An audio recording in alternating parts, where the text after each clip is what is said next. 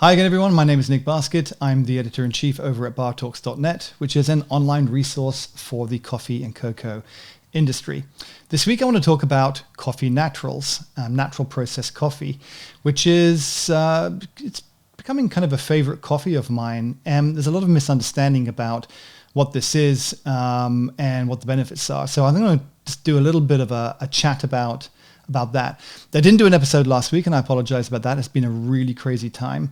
So, coffee naturals, what the heck is this? So, I'm going to come at this from the angle of an espresso drinker.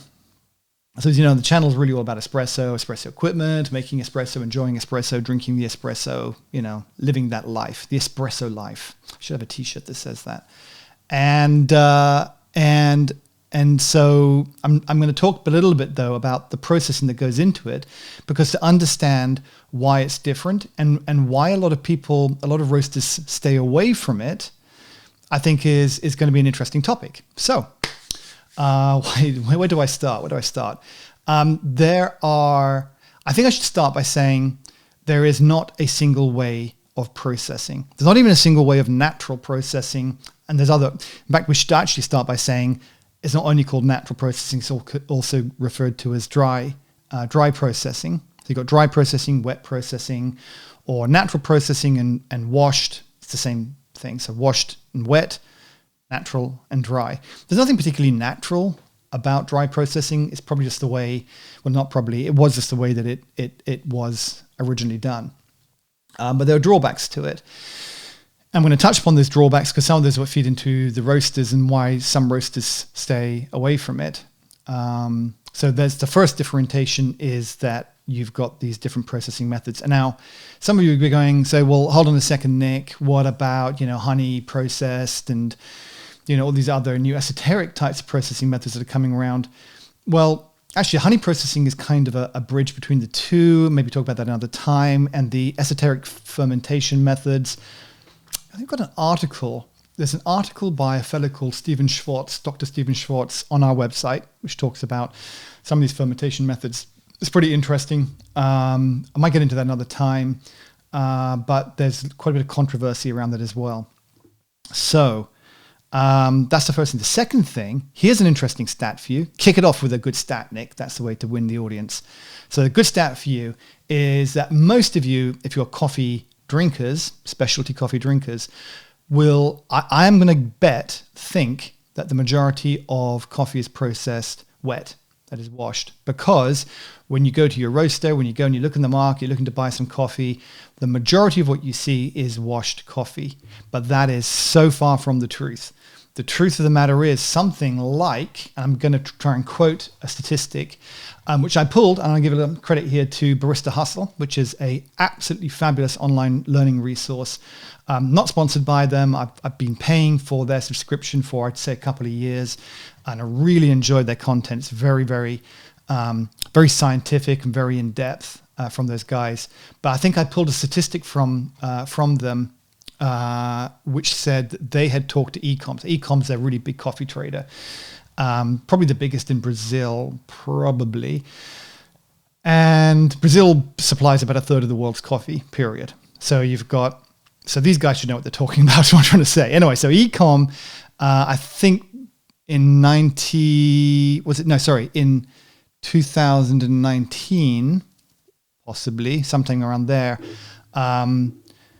did about 84% of their coffee that they traded was naturals from Brazil. So you've got Brazil, which is doing a third of the world's coffee, and about 84% of everything they produce is a natural. And you're thinking, whoa, this can't be right. All my coffee's, washed. Yeah, because you're in the specialty. We're in this, you and me together. We're in the specialty business. We drink specialty coffee. You got to remember that most coffee isn't specialty. I wouldn't be special otherwise. Like me, there's only one of me, and I'm special because my mum said so. And it's in the same way that coffee is. If we're drinking specialty coffee, it means it's got a particular cup score. It's got a certain minimum number of defects, and these are all things that actually don't feed in particularly well to naturally processed coffee. We'll talk about that in a second. So the majority of coffee, of course, is commercial coffee. It goes to the big grinders, the big, cheap bags of coffee you buy in the supermarket. Or, of course, if you're at the really low grade, if you're really scraping the barrel at the instant coffee end, where, in fact, the natural process, the flavors that are produced, and oftentimes it produces like a malty kind of flavor, actually feeds quite well into those processes. So we've covered the fact that natural processed coffee is, in fact, the way most of the world does it. But why is that? And what is the difference? So you wet processed, dry processed, kind of get the idea that one's with water and one's without water. But if you think about it, a lot of places where coffee is produced doesn't have easy access to water. Didn't think about that. Well, maybe you did. So let's take Ethiopia as a great example. So Ethiopia, Yirgacheffe, around that area where, of course, a lot of coffee comes from. A lot of places that are growing there does not have good access to water. Water is very valuable. And so the amount of water that you use in coffee is quite substantial if you're washing it. But Nick, you say, I can hear you, but Nick, why don't they just recycle a coffee, the water? You just wash it and then, put the next batch in. It doesn't work like that, because I'm sort of slightly jumping ahead of myself here, but when you wash coffee, the water that comes out the other end is actually quite contaminated. It's absorbed a lot of gunk, a lot of the mucilage and the yeasty, sugary stuff, and all of that stuff is absorbed.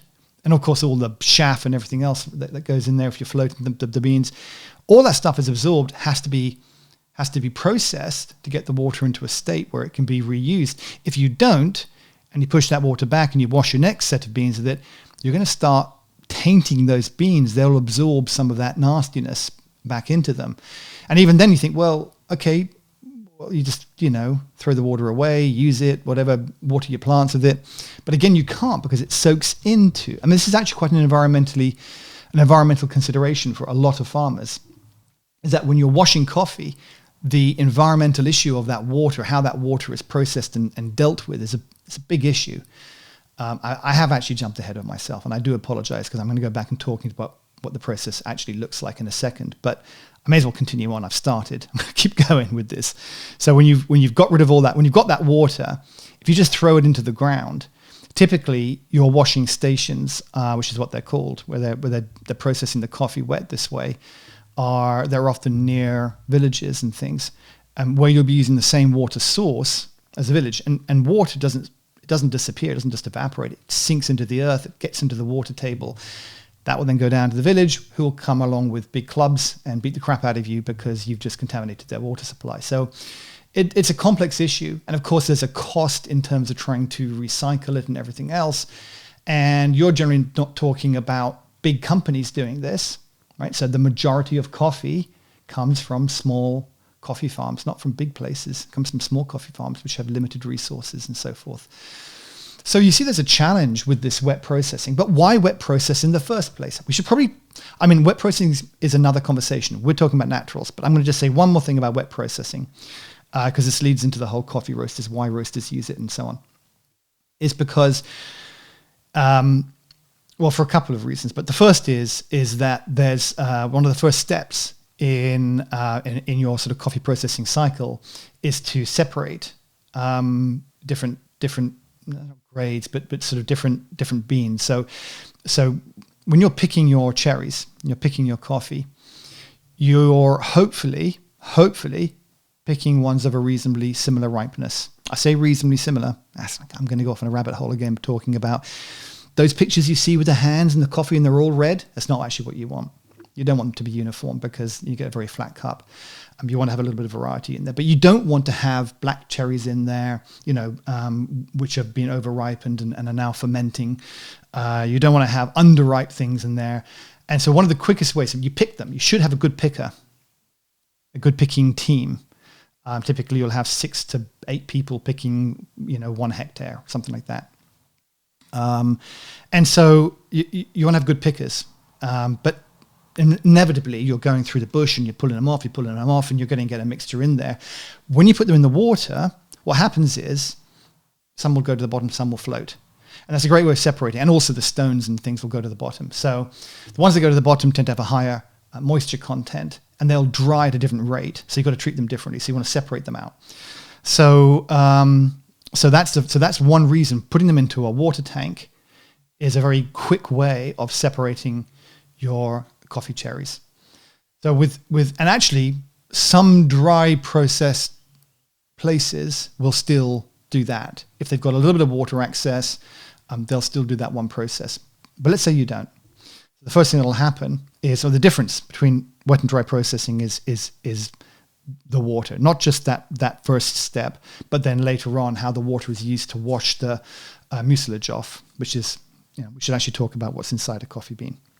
It's actually not a coffee bean. There's no beans. It's a seed, right? So let's talk about that for a second. In a coffee bean, cherry, the coffee cherry, you've got the outer skin, you've got the mucilage, you've got this little thing called the parchment on the inside, which is sort of a little bit of, you may see it's actually left sometimes on the green beans go to roasting. They call it silver skin. And then you've got the seed inside like that. So the actual fruit is this second layer. So the outside skin, you want to get off. Then you've got the mucilage, the fruity bit, and then you've got the sort of the sheath around the outside of the seed, and you've got the seed itself. So to get the seed out, to get a cherry, if you get a nice ripe cherry and you squeeze it between your thumb and your finger, it pops. Right? It's as simple as that. The seed pops out. And that's effectively what you're doing as the first stage in the dry processing, is you don't float them, you're hand picking. If you're going for quality. Of course, if you're not going for quality and you're just going bulk, you're kind of throwing everything together. You're taking the cheapest possible route. But if you're actually trying to make a high-grade natural coffee, you're going to be paying a lot of attention. A lot more manual labor goes into it, paying a lot of attention to the way that they're picked, which ones are picked, which ones are discarded, and so forth. If you were to take the cherry and you were to squeeze it, you'd pop the seed out, and that's basically what you do. You actually do it very quickly, within 8 or 12 hours. I think the idea is that because it starts fermenting otherwise, you take that cherry, you put it through a pulping machine, which effectively squeezes all the seeds out, then you're just left with the seed and a bit of mucus, which you then wash off, and you kind of go through that process, but we're going down the washed coffee side. So in naturals, you don't do that. What you do is you take the whole cherry, and you leave it in the cherry. you leave it as it is, and what you'll do actually typically is kind of like a bit of winnowing, which is kind of putting it through a sieve or whatever. You'll shake it through these big baskets with these mesh baskets,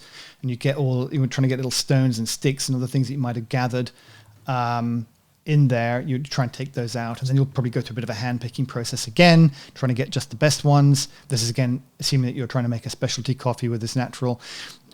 Do another picking thing, and then you'll take those cherries that are relatively uniform and put them out. Well, there's two ways you can do this. A lot of people will throw it on the floor, on a concrete floor, and then let it sit on the floor for a while.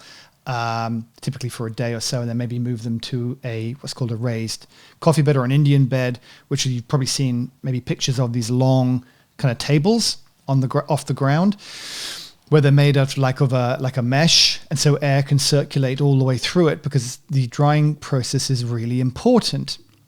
So here's the first thing, is that, again, the cheap naturals don't go onto beds, because the beds, you're limited to the amount of coffee you can put on there. It's kind of an expensive way, even though it looks quite cheap, but to do a large volume, it's quite expensive that way, because they're going to be on there for quite a while to turn over that amount of coffee on those beds. So you tend to just put them all over the floor. The problem with that, and then you've got some guy going in there with a rake, and he'll rake it, regularly. Maybe every couple of hours or something, he'll go through and give it all a rake and turn them. So this is one of the first problems, is that if you're making a natural coffee, you really want to put them on raised beds, because you want the airflow to go all the way through. And if you don't do that and you don't turn them frequently, what happens is you can start to get a little bit of ununiform drying. If it's a bit damp on one side, you can maybe get a bit of mold starting to form. So you've got to be pretty much on it, and you've got to have a lot of people. So this is a very people-intensive process. But of course, in some countries, having a lot of people on something is cheaper than trying to get access to water. So you can have people on there going through turning it, but also then picking out any bad ones that are starting to go moldy, picking out ones that aren't, are drying badly or whatever. You can throw those out, just the bad ones. So you're constantly going through a process of sorting, picking, constantly going through a process of turning, and they'll stay in those beds for weeks, maybe up to 4 weeks, maybe up to a month. It depends. And again, this is the other thing. This is why there's no exact approach to it, because you might have bad weather, right? You might have it might not be that warm. It might be very hot. It might be hot one day and not hot the next day. So you kind of got to wait. You got to look, and this is where the expertise comes in, until the coffee cherry is right. And by right, I mean you're basically trying to look at a moisture content around 11%, which is going to make it good for roasting. So if you've got cherries that are riper than other cherries in there, then they will have you have different levels of moisture content, and those different. So this is one of the reasons why, if the process isn't done very well, roasters don't really like dealing with it, because if they get a bunch of coffee beans, green beans that have different levels of moisture content in them, when they roast it, they're not going to get an even profile. It's going to look nasty. The other thing too, of course, actually with this natural processing method, is that you will have more defects typically. So you've got to really have an eye, somebody going around that knows what they're doing, to pull out all those defects. So a lot more goes into it. A lot more expertise in some respects goes into the dry processing method if you want to get the specialty cup out of it. And it used to be, as I said, that it was really considered the poor quality way. It was cheap. It was a cheap way of doing it, but it was considered the poor quality way of processing coffee. So, wet processed coffee was what, you went for. That started to change, a number of years back. And again, some countries like Panama was very well known for this. Of course, the geisha stuff coming from out of there. But Panama was very well known for very good selective picking and processing naturals. And they won some award. I don't remember which one it was. I think it was in 2019, that really took, the industry, made the industry wake up to the fact that naturals can actually be the most valued coffees that you buy. I think it sold at the highest lot price at some event. So you can get these wonderful naturals, and still Brazil produces most of the naturals out there, but a lot of the Brazilian naturals that I've heard and reported are not great or are not consistent. And again, consistency is a big part of the whole thing. But some people that are doing, and so I can tell you some of my favorite naturals that I really personally like. I've had some amazing, both honey processed and pure naturals from Costa Rica and from Ethiopia. Ethiopia is a weird one in the sense that I've had a tremendous variety, even from the same region. I've had tremendous variety of naturals, from those that are, just nice and fruity and it's nice coffee, to those that you're like, what the heck am I drinking? But in a good way. You're like, wow, and so I'm still on my journey of exploring and learning more about how I can identify. And the way that you should be identifying these are looking at the flavor notes. If you've got a good roaster and he's familiar and experienced in buying naturals and roasting naturals, then you should be able to read his tasting notes and be driven off of that. So you'll know that if something says floral and fruity, that it's going to be, it's going to be nice, but it's not going to be exceptional particularly. If he starts talking about, bubblegum and leather, you're in for a wild ride, which is, I love. So, I've got the coffee roasters that I always go to and I really like, but they tend to specialize in washed coffees like most roasters do. In the UK, There's one particular company that I go to for naturals, who I've had. I say I go to. It sounds like I go for a lot. It's when I recently discovered it, and I've had some coffee from them, and I really like. That was the Costa Rican one. That's a company called Hasbeen. I think it's hasbeen.co.uk. But they're very, very good. And I like the fact that on their website that you can select, because most of them you can say, look, select by brewing type or country or whatever. But on Hasbeen sites, you can select, I want honey processed, or I want natural processed, or I want a washed coffee, and it tells you what they've got, which I really like. So what it comes down to is the natural processed coffees are not available from everywhere, from every country, from every region, because of the weather. They have to be dried outside, and they have to have certain temperature ranges. They have to be dried. I think they can be dried. They probably be dried inside with some hot air stuff. I'm not sure how many people do that. I think I have heard of that being done, but I don't know if that's very popular. Most people dry it on drying beds outside, and they're expecting the weather to be so, a certain temperature. So like Burundi, Ethiopia, I think Guatemala, Brazil, Panama, Costa Rica, all of these places where they have great sunshine, and also may have a challenge with water, can make a terrific naturals. And so if you haven't tried a natural, if you're not really sure what the hell I'm talking about, go and look up go and find a roaster in your region that lists some naturals, and look at the tasting notes. Look at the elevations, because again, depending on what elevation they're at, they may need to have their beans dry for longer than otherwise. And give it a go, and you'll be surprised at the flavors that you can get from coffee that is processed this way. So you might ask, and I'm just wrap this up in a second because I've been gone on for a while, but you might ask, well, why do the flavors come out this way? And that's a really interesting question, because it's not what you think. It's not what I thought.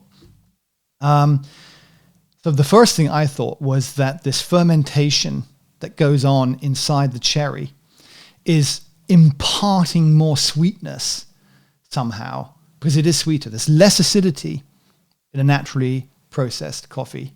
There's more acidity in washed coffee. And you think to yourself, well, that must be because the fermentation process is adding some sugars into there somehow. But here's the interesting thing, the studies they've done, is that, and if you know about sugars, you know that there's like sucrose, glucose, and fructose, the basic sugars, the fundamental sugar building blocks.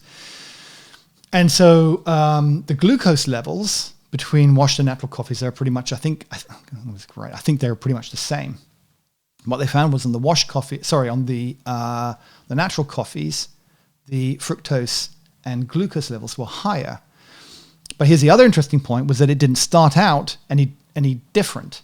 So it's not like you started with somehow different coffee cherries. You got the same coffee cherries, but you processed them, and so the same coffee cherries with the same, let's just say the same level of ripeness. So they've got the same sugar content when they start. You pick them off the tree, and if you put them in two lots, and you've got washed here and naturally processed there, or dry processed there, they will both have the same sugar level of content. So that means not that the fermentation adds the sugar.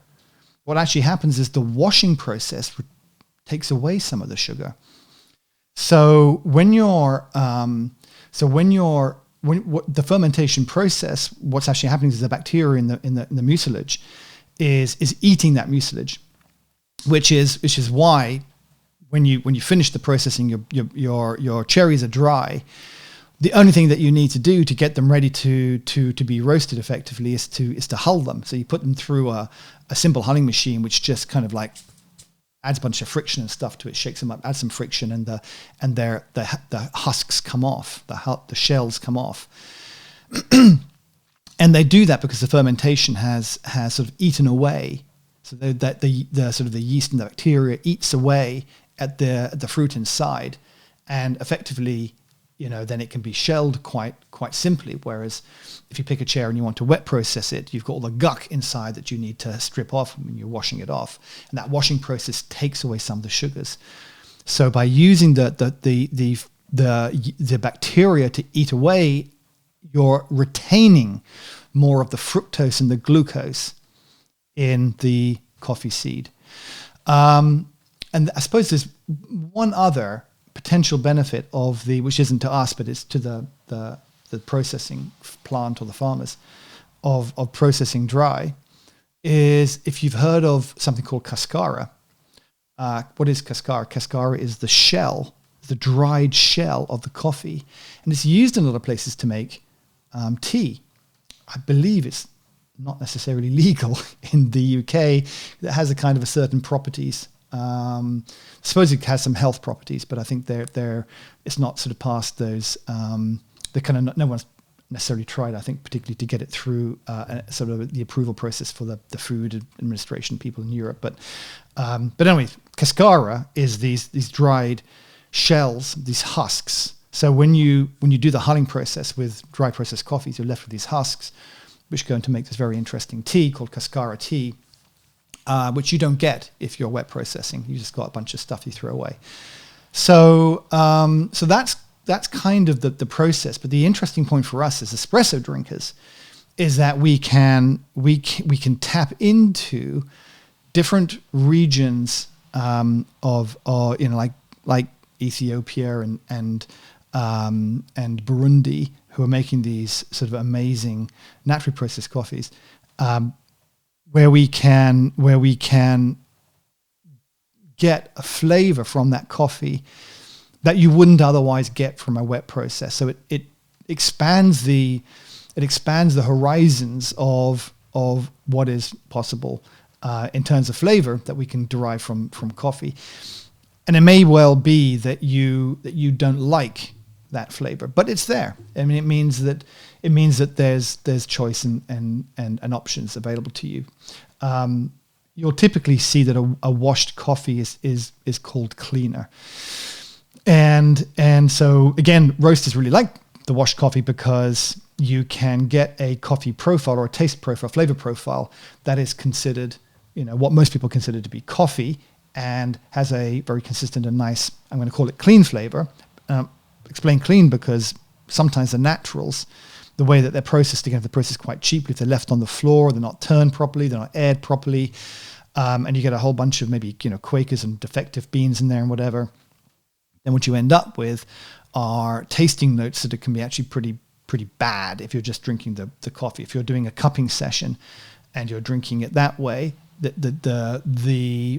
flavors can come across as very earthy, maybe even moldy, but that coffee isn't really meant to be drunk that way. It's meant to be turned into instant coffee. So anyway, hopefully that has been a bit of an interesting journey for you. If you're like me a few years ago, who knew nothing about naturals and sort of wondered why this fruity coffee was the way it was, hopefully that went some way to explaining it. It was something interesting. If you would like to know more about things like honey processed coffee or different fermentation techniques, etc., then I will seed those in. Done on purpose. I will seed those into the video streams, and we'll go back and we'll talk more about lever espresso machines and other things that are of tremendous interest. I know we had a lot of really great feedback and talk and conversation around the lever machines. I'm very interested in diving back into that conversation when I can get Max next back on the line as well. But if you would like to know more about this side of the business as well, how coffee becomes what it is before it gets to the roasters and the different processing techniques, then let me know and I will cover those off in future episodes. Until then, take care and I'll talk to you soon.